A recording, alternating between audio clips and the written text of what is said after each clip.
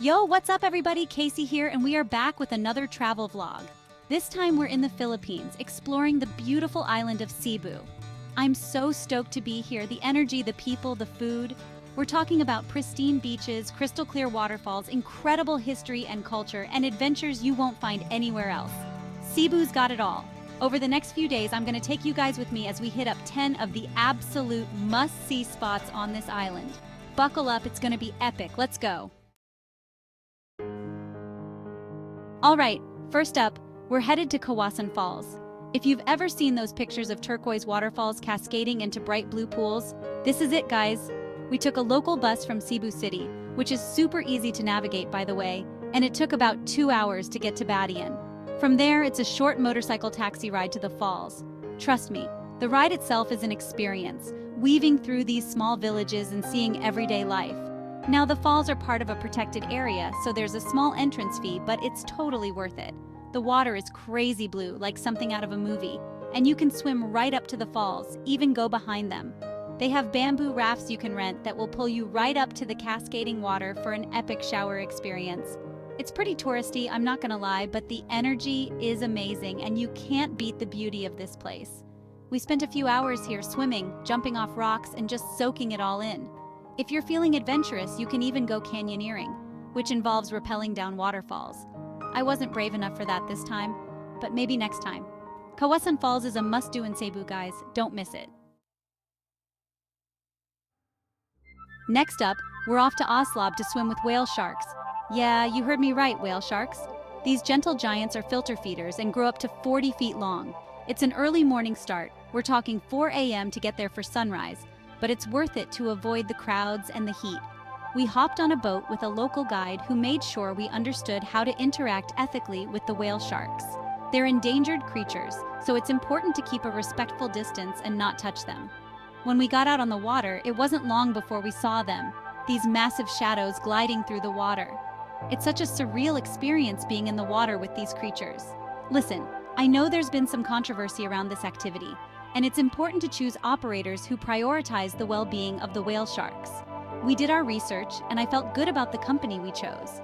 It's an experience I'll never forget, but it's important to be mindful and responsible travelers.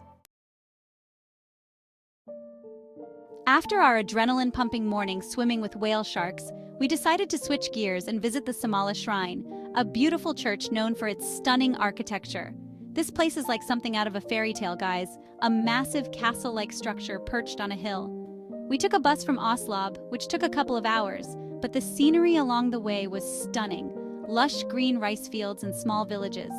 When we arrived at the shrine, I was blown away by the intricate details, the towering spires, and the sheer scale of the place.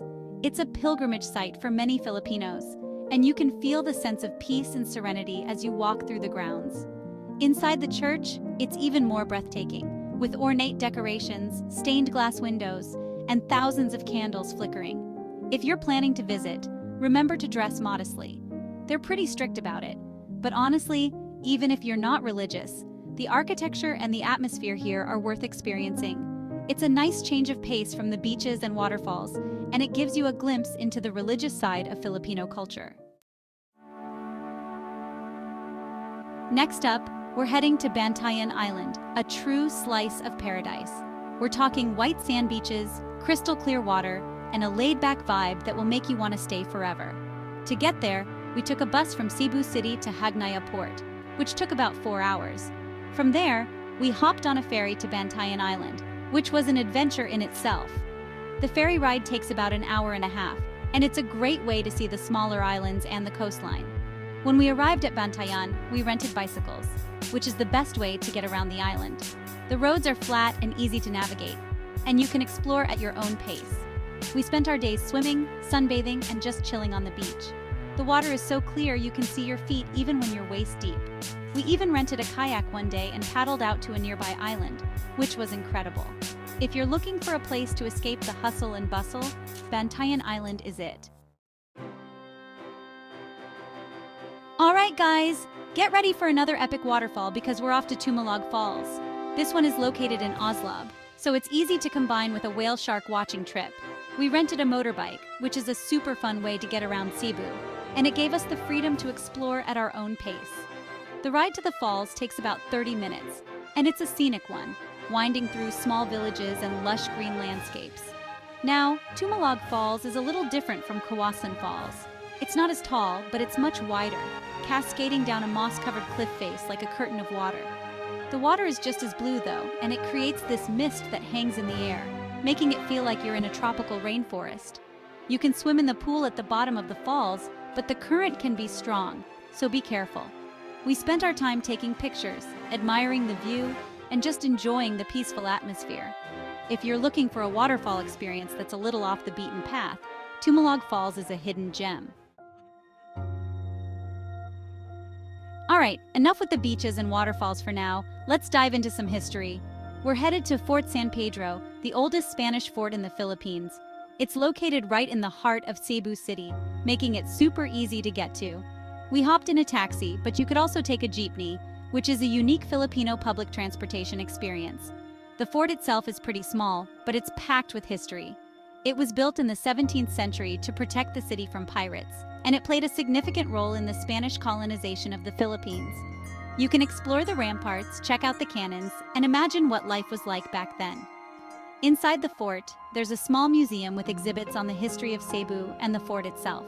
It's definitely worth checking out to learn more about the island's rich past. Fort San Pedro is a fascinating glimpse into Cebu's colonial history, and it's a must-visit for any history buff. Next up, we're checking out the Temple of Leia, a grand temple that's often called the Taj Mahal of Cebu. It's a relatively new structure built by a wealthy businessman as a testament to his love for his late wife, Leia. The temple is located on a hilltop in the town of Busay, about 30 minutes from Cebu City. We decided to rent a motorbike again, which gave us the freedom to explore the surrounding area. The ride up to the temple is an experience in itself, winding through narrow roads with stunning views of the city and the coastline. When you arrive at the temple, you're greeted by this massive, imposing structure. It's a mix of architectural styles with Roman columns, Greek statues, and a golden dome that shimmers in the sunlight. Inside the temple, you'll find a collection of Leah's belongings, including her clothes, jewelry, and even her favorite piano. It's a fascinating and somewhat eerie glimpse into the life of a woman who was clearly deeply loved. Whether you find it romantic or a little over the top, the Temple of Leah is an impressive sight. Alright guys, it's time to dive into some underwater adventure. We're headed to Moalboal, a small town on the southwestern coast of Cebu that's known for its incredible diving and snorkeling. We took a bus from Cebu City, which took about 3 hours, but the time flew by as we soaked in the scenery. Moalboal is famous for its sardine run, a natural phenomenon where millions of sardines gather in a massive swirling ball just off the coast. It's an incredible sight to behold, whether you're a seasoned diver or just snorkeling on the surface. We rented snorkeling gear and hopped in the water, and we were immediately surrounded by this shimmering wall of fish. It's like swimming in a real-life aquarium. Even if you're not into diving or snorkeling, Moalboal is a great place to relax and soak up the sun. There are plenty of beaches to choose from, and the town itself has a laid-back bohemian vibe. We spent our days swimming, sunbathing, and enjoying the fresh seafood. If you're looking for an underwater adventure, Moalboal is a must-visit. Alright guys, it's time to lace up our hiking boots and conquer Cebu's highest point, Osmeña Peak. This peak is located in the southern part of Cebu, about 2 hours from Cebu City. We decided to hire a driver for the day, which gave us the flexibility to explore the surrounding area at our own pace.